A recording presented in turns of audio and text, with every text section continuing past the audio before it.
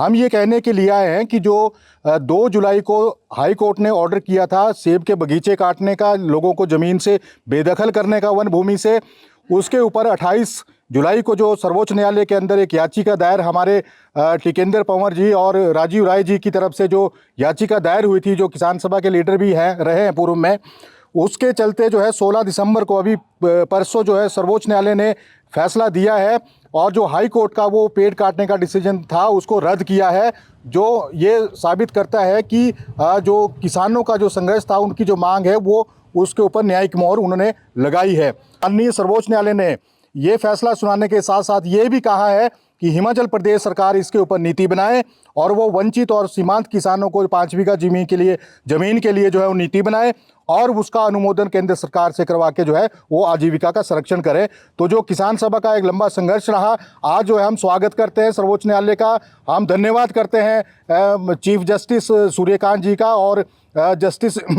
बागची जी का कि उन्होंने एक हमारे हक में एक फैसला ये सुनाया है। और आज हम इस मांग पत्र के माध्यम से मुख्यमंत्री हिमाचल प्रदेश को ये कहने के लिए आए हैं कि आप इस पर नीति बनाएं, जैसा सर्वोच्च न्यायालय ने आदेश दिया है। हिमाचल किसान सभा जिला सिरमौर कमेटी की तरफ से हम प्रदेश सरकार को डीसी के माध्यम से ये कहने के लिए आए हैं, हम ये मांग करने के लिए आए हैं कि हिमाचल प्रदेश पूरे देश के अंदर एक ऐसा राज्य है जिसमें सबसे ज़्यादा ग्रामीण आबादी है और यहाँ की जो मुख्य आजीविका है खेती है, कृषि है, बागवानी और पशुपालन है। और यहाँ पर 4.5 लाख से ज़्यादा परिवार ऐसे हैं जिनके पास जो है वो ज़मीन नहीं है। अगर वो तथाकथित जो है जो वो 1980 से पहले किसी ज़मीन पर बसे थे, आज उनको जो है वहाँ से बेदखली का फरमान जारी किए जा रहे हैं। हम ये कहने के लिए आए हैं कि जो 2 जुलाई को हाई कोर्ट ने ऑर्डर किया था सेब के बगीचे काटने का, लोगों को ज़मीन से बेदखल करने का वन भूमि से, उसके ऊपर 28 जुलाई को जो सर्वोच्च न्यायालय के अंदर एक याचिका दायर हमारे टिकेंद्र पंवर जी और राजीव राय जी की तरफ से जो याचिका दायर हुई थी, जो किसान सभा के लीडर भी हैं रहे हैं पूर्व में, उसके चलते जो है 16 दिसंबर को अभी परसों जो है सर्वोच्च न्यायालय ने फैसला दिया है और जो हाई कोर्ट का वो पेड़ काटने का डिसीजन था उसको रद्द किया है, जो ये साबित करता है कि जो किसानों का जो संघर्ष था, उनकी जो मांग है वो उसके ऊपर न्यायिक मोहर उन्होंने लगाई है। माननीय सर्वोच्च न्यायालय ने ये फैसला सुनाने के साथ साथ ये भी कहा है कि हिमाचल प्रदेश सरकार इसके ऊपर नीति बनाए और वो वंचित और सीमांत किसानों को 5 बीघा जमीन के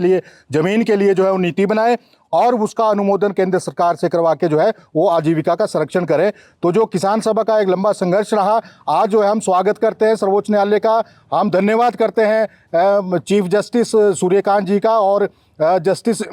बागची जी का कि उन्होंने एक हमारे हक में एक फैसला ये सुनाया है। और आज हम इस मांग पत्र के माध्यम से मुख्यमंत्री हिमाचल प्रदेश को ये कहने के लिए आए हैं कि आप इस पर नीति बनाएं, जैसा सर्वोच्च न्यायालय ने आदेश दिया है। हिमाचल किसान सभा जिला सिरमौर कमेटी की तरफ से हम प्रदेश सरकार को डीसी के माध्यम से ये कहने के लिए आए हैं,